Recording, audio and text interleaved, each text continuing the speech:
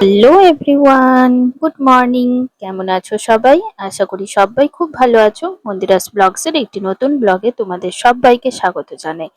আজকে দেখো সকালবেলাতে চারিদিকটা রোদে একদম ঝলমল করছে, প্রচন্ড গরমটাও পড়েছে।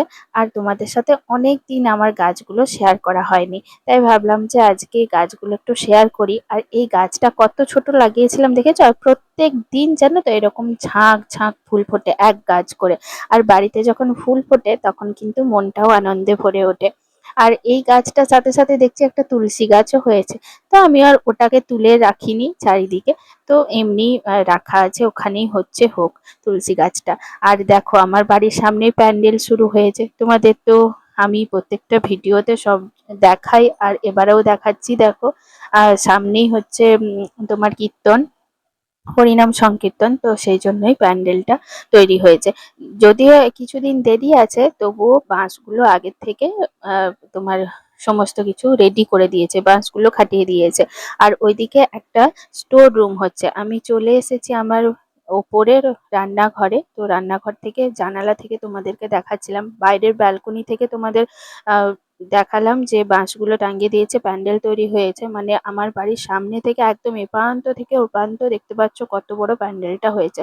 আর এই যে হরি মন্দিরটা, তার পাশে একটা স্টোর রুম তৈরি হচ্ছে। আগে অন্যান্য জায়গায় মানে রাখা হতো, তো এখন হচ্ছে যে এবারে স্টোর রুমটা তৈরি করা হচ্ছে। তো কিছুদিন আগে থেকে শুরু করা হয়েছিল, আর আজকে প্রায়ই শেষ হতে চললো। সামনেই তো তোমার কীর্তন আছে, তাই কীর্তনের আগে খুব তাড়াতাড়ি স্টোর রুমটা কিন্তু তৈরি করে নিল। আর আমার এই নয়নতারা গাছটায় ফুল ফুটছে একটা দুটো করে, কিন্তু এত হাওয়া দেয় গাছটা পুরো নুয়ে গেছে জানো তো, লম্বা হয়ে গেছে প্রচুর। আর গাছটা পুরো নুয়ে যাচ্ছে।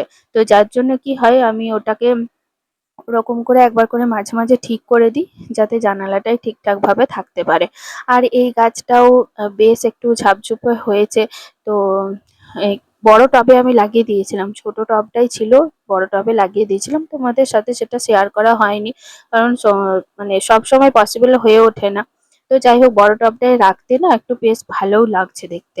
তো এবার চলে এলাম রান্নাঘরে, যথারীতি রান্না তো করতেই হবে, প্রত্যেক দিনের এটা আমাদের কাজ। তো আজকে যেহেতু শুক্রবার, সেই জন্য আমার শাশুড়ি মা যেহেতু সন্তোষী মায়ের পুজো করেন, তো বাড়িতে কোনোদিনই আঁশ কিছু হয় না, মানে মাছ মাংস ডিম কোনো কিছুই হয় না। তো সেই জন্য আমি আর কি মানে আমার শাশুড়ি মা করতেন না, তো আমিও এখন করি না। কিন্তু আমার ছেলে হওয়ার পর থেকেই বলো আর যাই বলো, তো ওদের দুজনের জন্য দুটো করে ডিম সেদ্ধ করতে দিয়ে দিই। আমার শাশুড়ি মা নিজে পুজো করতেন, তাই জন্য কোনো কিছু আঁশ জিনিস ছুঁতেন না। তো নিজে রান্না করতেন না।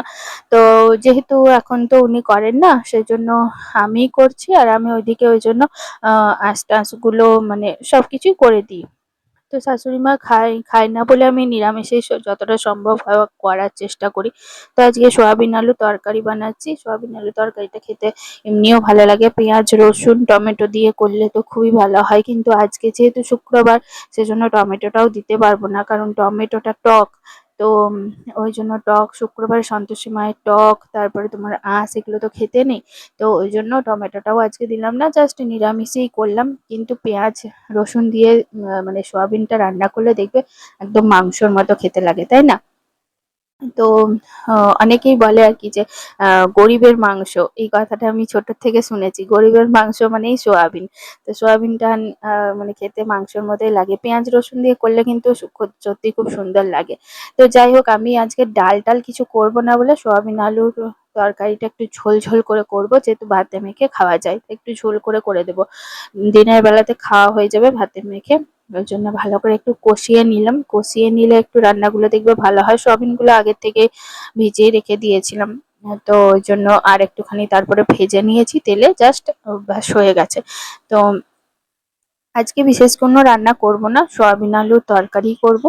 আর ঝিঙে আলু পোস্ত করব।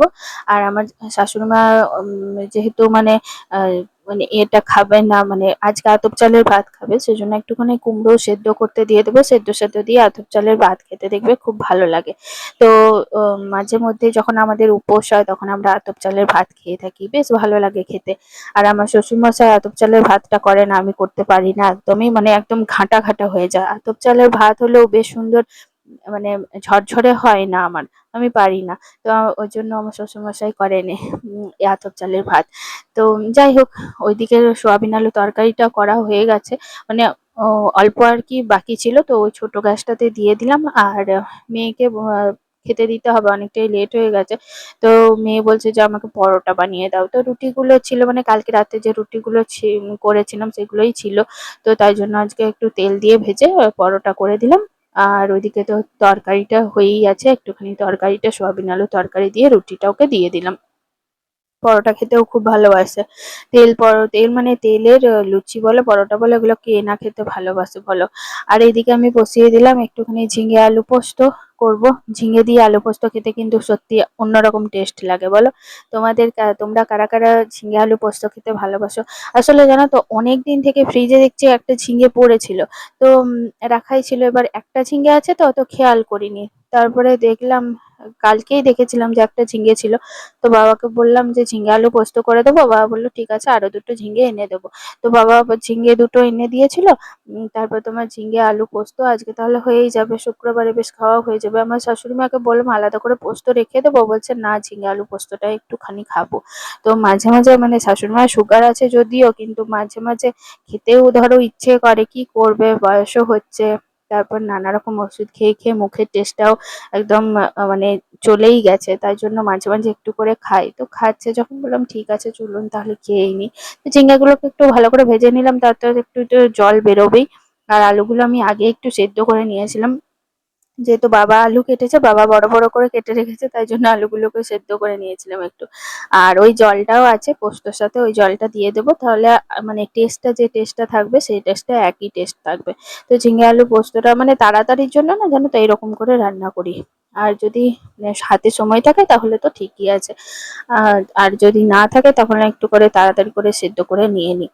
উম, আর এদিকে একটুখানি ওই পোস্তর সাথেই আমি লঙ্কা বেটে দিয়ে দিয়েছিলাম, অল্প একটুখানি লঙ্কা দিয়েছি, বেশি ঝাল ডাল এখন সবারই খাওয়াটা ঠিক না, কারণ গরমকালে না সবারই সমস্যা হতে পারে, তাই জন্য অল্প একটুখানি লঙ্কা বাটা দিয়ে তোমার পোস্তটা করে নিলাম। হয়েও গেল, দেখো আমার পোস্তটা ব্যাস হয়ে গেছে, আমার রান্না কমপ্লিট।